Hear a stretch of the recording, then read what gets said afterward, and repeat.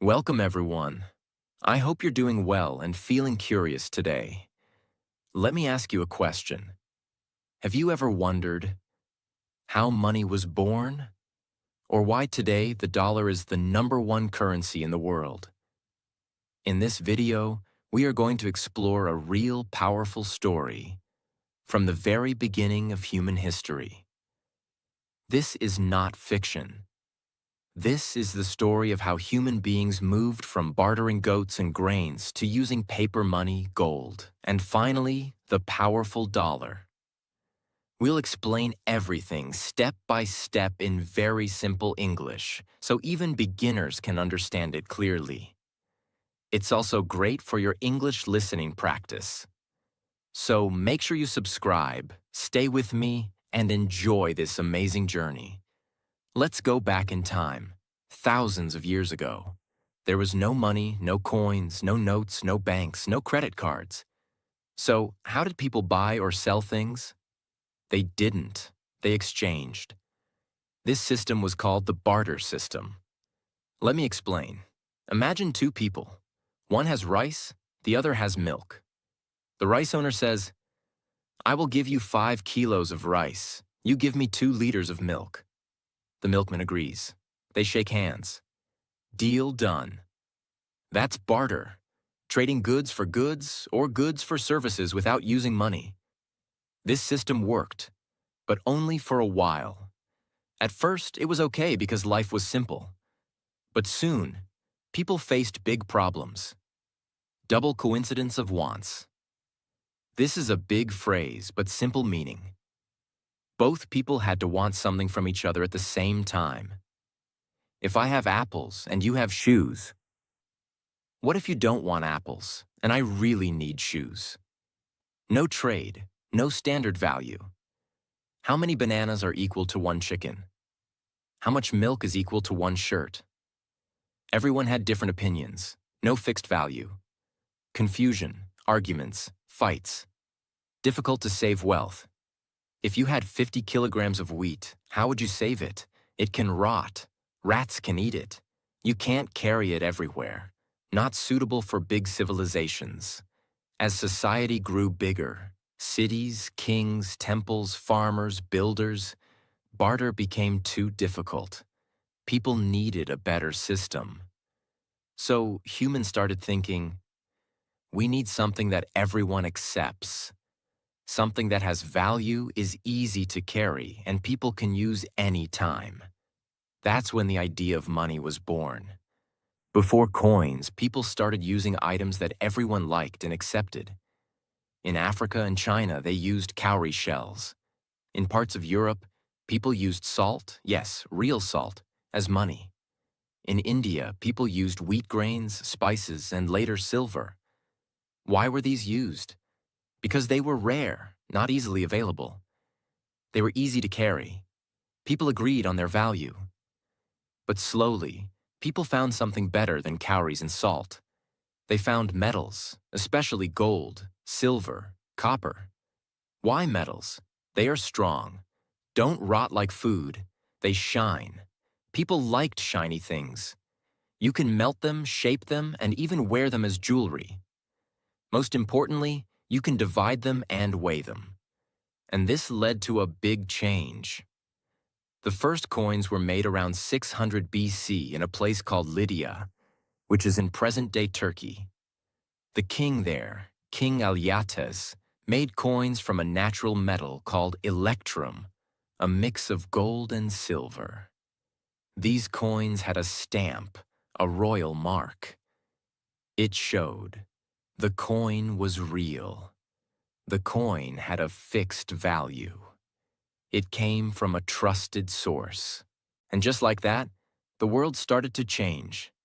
People loved coins. They were easy to carry, easy to count, hard to fake, and everyone trusted the government or king who made them. Soon, India, China, Greece, Rome all started making their own coins. In India, coins were made from silver and copper with marks of kings and kingdoms. In Rome, soldiers were paid with coins. The word salary comes from salarium, which was salt money for Roman soldiers. As empires grew, so did their money. The Roman Empire, the Maurya Empire in India, the Chinese Han Dynasty, they all used coins. Coins traveled through trade routes like the Silk Road. Merchants from India took silver coins to China. Arab traders brought gold coins to Africa.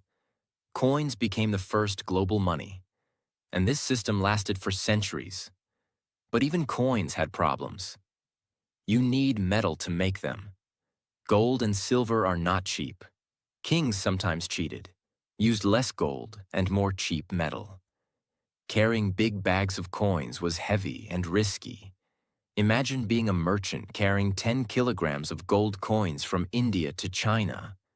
You could be robbed. The coins were heavy. Counting them took time. It was dangerous and slow. So people began to look for a better idea. Let's travel now to China, around the Tang Dynasty, 7th century. China had a huge empire. People were trading tea, silk, spices, and porcelain. The economy was growing fast. To solve the coin problem, Chinese traders and local governments tried something new. They created promissory notes, simple pieces of paper with a promise written on them. The paper said, "This note is worth 10 coins. You can collect your coins later from the official treasury." This was the beginning of paper money. By the Song Dynasty, around the 11th century, the Chinese government made it official. They started printing jiaozi, the world's first government-issued paper money.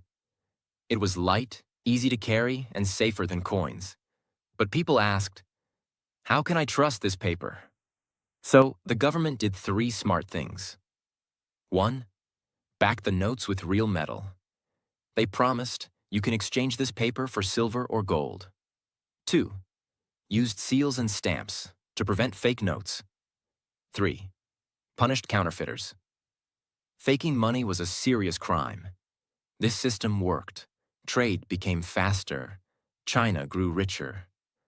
But the idea took time to reach the rest of the world. Many years later, in the 1200s, a young man from Europe named Marco Polo visited China. He saw paper money being used in everyday life and was shocked. When he returned to Europe, he told everyone, "In China, they use paper instead of gold." People laughed. They didn't believe him. But slowly, Europe began to change. By the 1600s, goldsmiths in London started a clever system. People deposited gold with goldsmiths for safekeeping. The goldsmith gave them a receipt or note saying, "You have 10 gold coins with me." People soon realized these notes could be used to buy things. Instead of giving gold, they just gave the paper receipt. That paper became money. Later, banks copied the system. This is how banknotes were born. By the 1800s, countries started using paper money officially. But again, people had one question. How do I know this paper has value? So governments used a system called the gold standard. It means every paper note was backed by a fixed amount of gold. If you had $100, you could go to the bank and get the exact amount of gold for it. This built trust. In the US, $1 was backed by 23.22 grains of gold, around 1.5 grams. This system made trading between countries easier. The UK, France, Germany, and the US were all using it. Money had real value, and currencies were stable. But then came a big storm. World War I. During World War I, 1914 to 1918, countries spent a huge amount of money on weapons, soldiers, and supplies. To keep up, they printed more money, but didn't have enough gold to back it. Result? The gold standard broke down. Inflation rose. People lost trust in paper money. In some places, bread cost 100 times more in a few months. After the war, countries tried to return to the gold standard, but failed again during the Great Depression, 1930s. Then came World War II, 1939 to 1945. Even more destruction. But one country became stronger than ever before: the United States of America. Here's why. The U.S. had huge gold reserves, especially in Fort Knox. It had less destruction because the war didn't happen on U.S. land. It produced a lot of goods, weapons, and supplies for other countries. So, after World War II, the world was in crisis, but the U.S. was in power. And that's when the dollar's journey to the top began. In 1944, while World War II was still going on, 44 countries gathered in a small town called Bretton Woods in the USA. They asked a big question: how do we rebuild the global economy? The answer: let's create a new system and make the US dollar the center of that system. Why? Because the US had the largest gold reserves. Its economy was the strongest and most stable. So, they agreed. The US dollar would be backed by gold. Other countries would fix their currencies to the dollar. $35 equals 1 ounce of gold. If you had foreign currency, you could convert it into dollars and then into gold. This was called the Bretton Woods system. It made the US dollar the world's main reserve currency. Countries started keeping dollars in their central banks. World trade began happening in dollars. Oil, gold, wheat. All were priced in USD. The dollar had officially become the king of world currencies. But the story doesn't end there. In the 1960s and 70s, the US government spent heavily, especially during the Vietnam War and on social programs. They printed more dollars, but didn't increase their gold reserves. Other countries noticed and started asking for gold in exchange for dollars. The US couldn't keep up. So in 1971, President Richard Nixon did something shocking. He ended the gold convertibility. This is called the Nixon shock. Now dollars were no longer backed by gold. They were backed by trust in the US government. The world entered a new system: fiat money. Fiat means by order. Now money had value because the government said so, not because of gold. Even after losing gold backing, the dollar stayed on top. Here's why. Trust in the US economy. The US has strong institutions, rule of law, and innovation. World trade uses dollars. Oil, technology, and goods are priced in USD, US Treasury bonds. Other countries invest in US debt. It's considered safe. Military power and global influence. The US has military bases across the world. No better option. The euro, yen, and yuan are strong, but none have global trust like the dollar. The US dollar had become the center of the global economy, but the world was changing. Technology was growing faster than ever. In the past, people used shells, coins, then paper. But in the late 1990s and early 2000s, the world entered a new era: digital banking. Here's how it started. People opened bank accounts. Money became numbers on a screen. You could send and receive money without touching cash. Let's say you live in Germany, and you send 100 euros to your friend in Canada using Wise, PayPal, or your banking app. No paper money, no coins, just numbers moving on a screen. In seconds, the money reaches your friend's Canadian bank account in Canadian dollars CAD. Then came debit and credit cards, used in shops, online stores, restaurants worldwide. Online banking. Check your balance, send money, pay bills from your phone. Mobile wallets like Apple Pay, Google Pay, Samsung Pay tap and pay instantly. Now money was just data, moving through banks, apps, and servers. But this gave governments and banks huge control.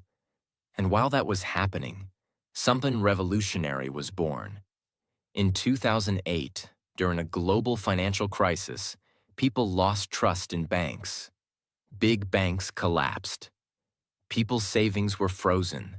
The US printed billions of dollars to save companies. This made people angry. One person or group using the name Satoshi Nakamoto created a solution. Bitcoin. What is Bitcoin? A digital currency with no central authority, no bank, no government. Limited supply. Only 21 million Bitcoins will ever exist. Completely decentralized. It's like digital gold. You can store it, send it, and no one can control it. Bitcoin gave birth to blockchain technology, a system where all transactions are recorded publicly and nobody can cheat. Later came Ethereum, with smart contracts, Tether, XRP, Solana, and thousands more. People believed this is the future, no inflation, no printing, full freedom. But governments saw a problem. They couldn't control crypto. It could be used for crime or money laundering. People could escape taxes and rules. So many countries banned or restricted crypto. But the idea was already out, and the world had tasted financial freedom. Now let's understand something powerful and scary. The US doesn't just use the dollar for trade, it uses the dollar as a weapon. Let's explain. The US has something called SWIFT, a global messaging system used by all banks to send money internationally. If a country is removed from SWIFT, it can't send or receive dollars easily. That country is financially isolated. Example 1. Iran. When the US didn't like Iran's nuclear program, it put sanctions. Iran was removed from SWIFT. Its banks were cut off. It couldn't sell oil in dollars. Its economy collapsed. Example 2. Russia. In 2022, after Russia attacked Ukraine, the US removed Russian banks from SWIFT. The ruble crashed. Western companies left. Russia had to trade in other currencies like yuan. This is called dollar weaponization. If you make the US angry, they can freeze your money, block your trade, and punish your people without firing a bullet. This made many countries worried. They started asking, why should we depend on the dollar? Many countries began planning a future without the dollar. This process is called de-dollarization. Let's look at some real examples. China and Russia. They now trade in Chinese yuan and Russian ruble. They're reducing dollar usage in oil, gas, and arms. BRICS nations. Brazil, Russia, India, China, South Africa. They're creating a new currency for international trade. Their goal, to reduce dollar dependence. In 2023, they invited more countries like Iran, Egypt, and UAE to join. Saudi Arabia. For 50 years, Saudi Arabia sold oil only in dollars. This was called the petrodollar system. But now, they're accepting Chinese yuan and Indian rupees for oil. India. India is promoting rupee trade with countries like Russia, Bangladesh, and Sri Lanka. It signed rupee dirham trade with the UAE. Central bank digital currencies, CBDCs. Many governments are launching digital versions of their currencies. Example: e-yuan in China, e-naira in Nigeria, and digital rupee in India. These can reduce dollar usage in cross-border payments. Even the IMF, International Monetary Fund, said dollar dominance is shrinking slowly. Even after all this, the dollar is still the most powerful currency. Why? Trust. People still believe the US will protect their money. US bonds. Investors buy U.S. government debt because it's safe and stable. Dollar habit. Most contracts, loans, and trade are still in dollars. Lack of alternatives. Yuan is controlled. Euro has political issues. Crypto is unstable. Even countries that hate the U.S., like Iran or Venezuela, still use the dollar secretly for international trade. Right now, the world is in a quiet but intense financial war. Not with guns, but with currencies. On one side, U.S. and Western countries. Controlling the dollar, SWIFT, World Bank, IMF. On the other side, BRICS nations.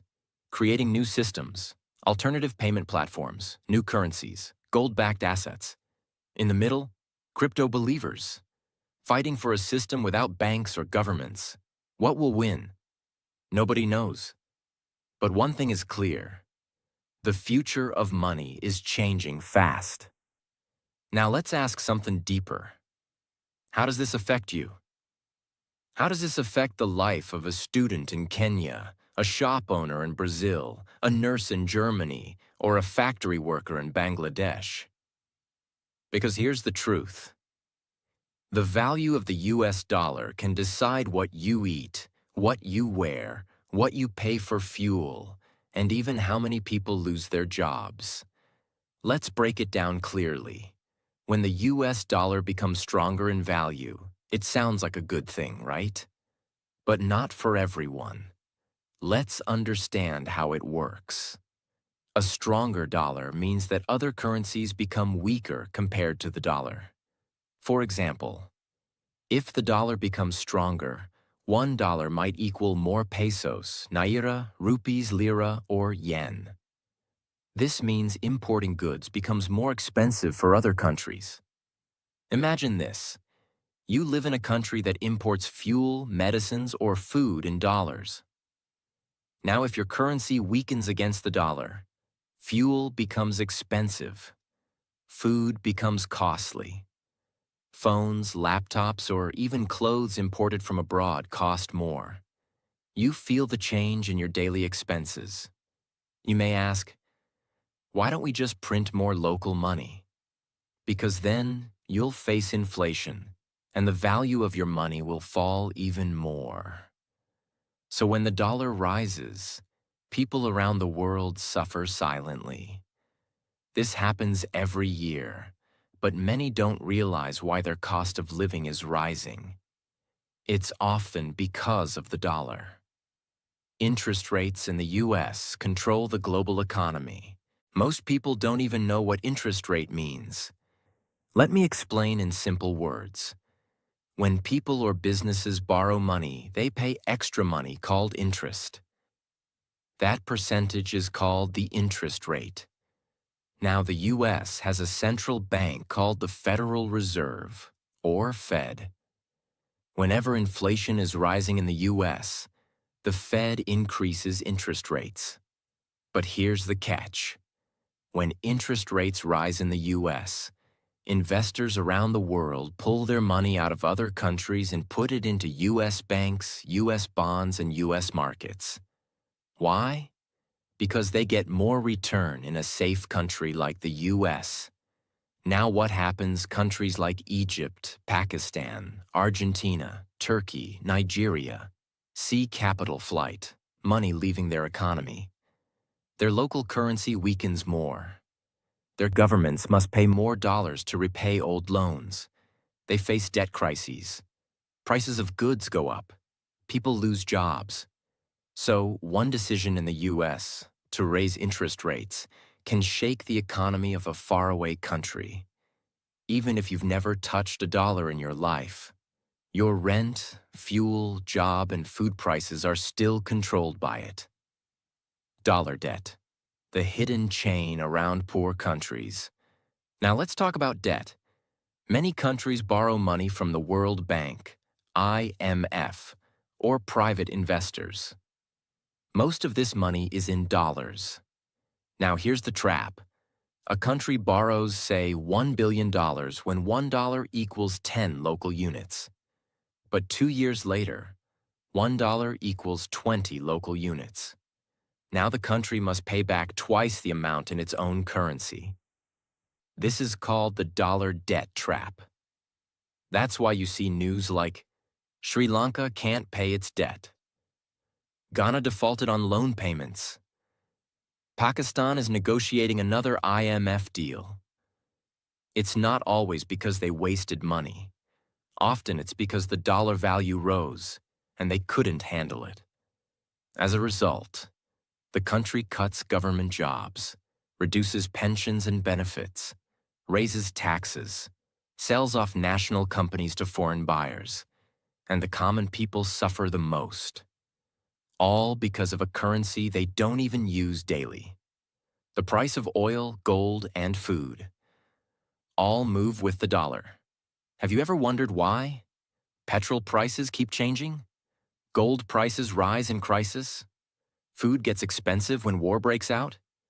It's connected to the dollar. Let's break it down. Oil is traded globally in dollars. So if your local currency weakens, you pay more for oil. Higher oil price means higher transport cost, which increases the price of everything: milk, vegetables, clothes, deliveries. Same with gold. Gold becomes expensive when the dollar is weak. People buy gold to protect their savings.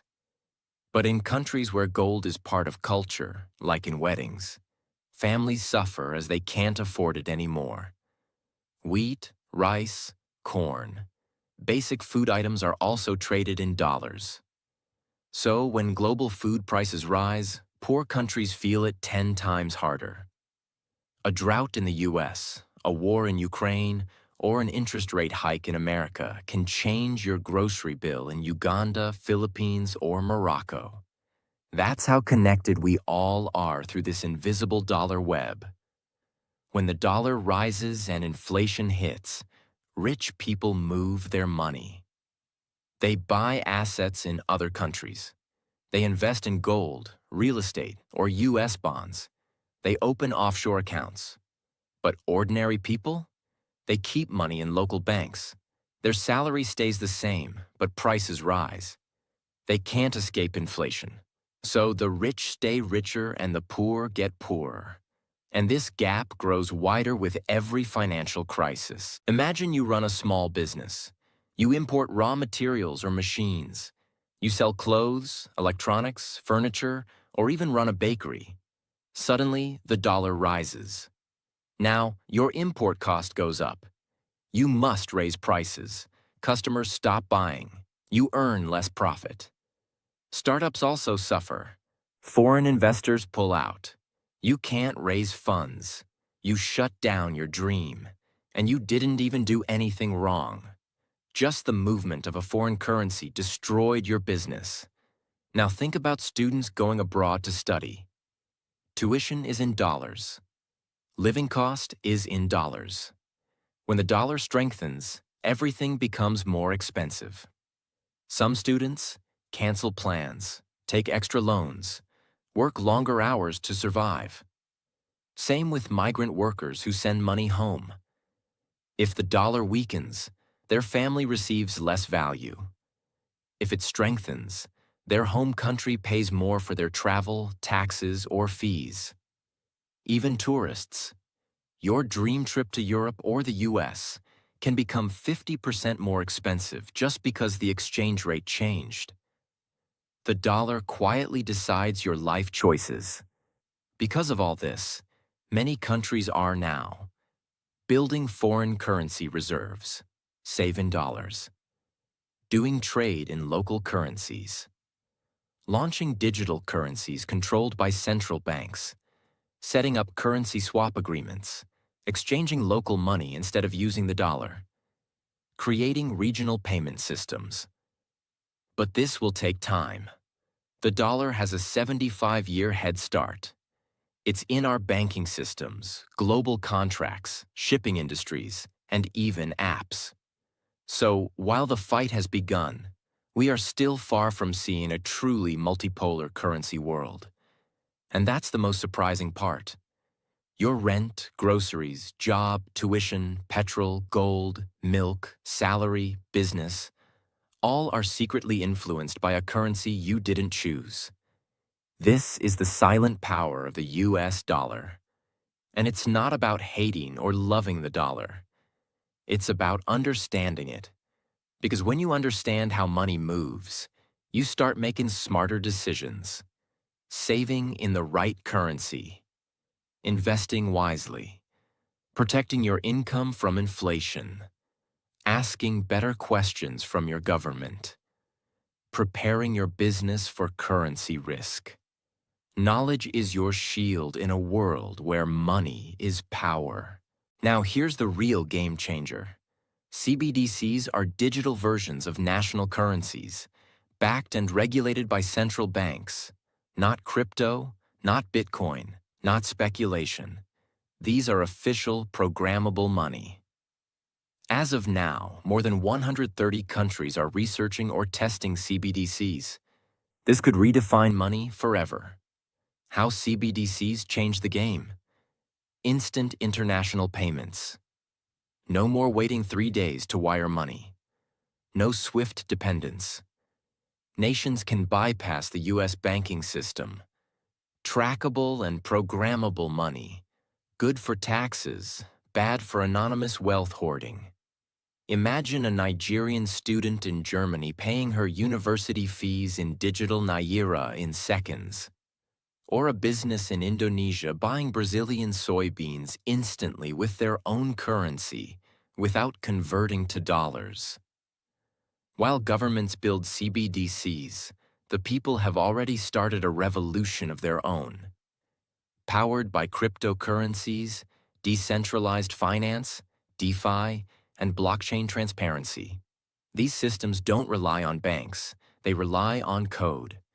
Bitcoin is now legal tender in El Salvador.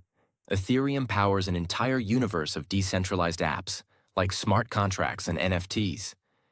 Stablecoins like USDC and USDT provide crypto-backed versions of fiat currencies for stability. But here's the twist. Most crypto is still priced in, you guessed it, dollars. So even in the decentralized world, the dollar still whispers in the background.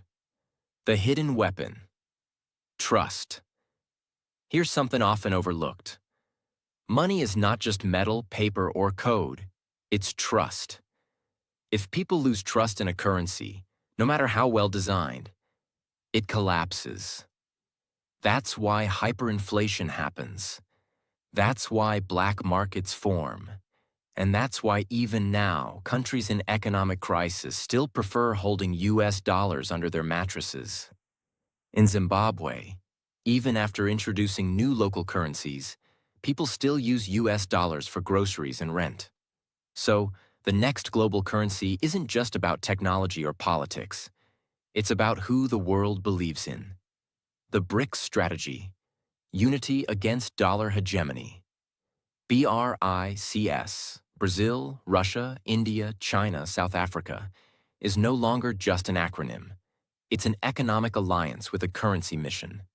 They're exploring a shared BRICS currency backed by gold or rare earths, cross-border payment systems independent of SWIFT, alternative financial institutions like the New Development Bank. At the 2023 BRICS Summit, 40-plus countries expressed interest in joining the bloc. The goal? Trade without the dollar. What it means for you, yes, you.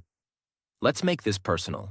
Whether you live in Paris, Mumbai, São Paulo, Lagos, Manila, or Toronto, these changes will touch your life. Jobs. If you work remotely, you may be paid in digital dollars, crypto, or even your country's CBDC. Travel. Airport exchanges may vanish. Digital wallets could instantly convert one currency to another, with fair rates. Business. Global freelancers will negotiate contracts in whatever currency offers the best value that day. Inflation and savings. Traditional savings accounts may not be enough. You might start holding multi-currency digital portfolios to protect your wealth. So, what's the future currency of the world? It may not be one single currency. Instead, we're moving toward a multi-currency, multi-system world where power is shared, technology is king, and trust is everything. Think of it like this.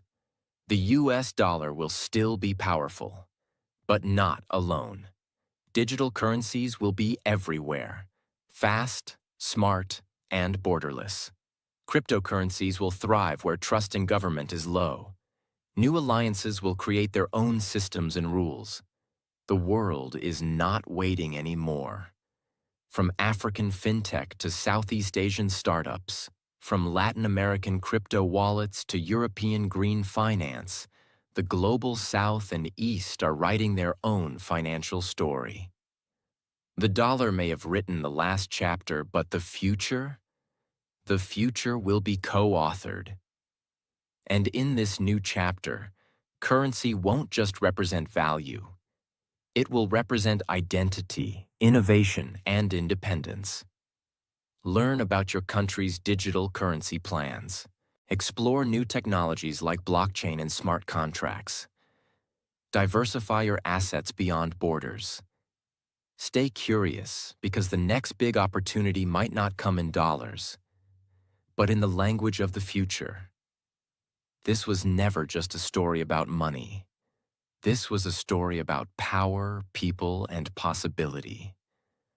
And now, you're not just a listener, you're a part of it. History is being written in real time. Currency is evolving as you read this. And your understanding?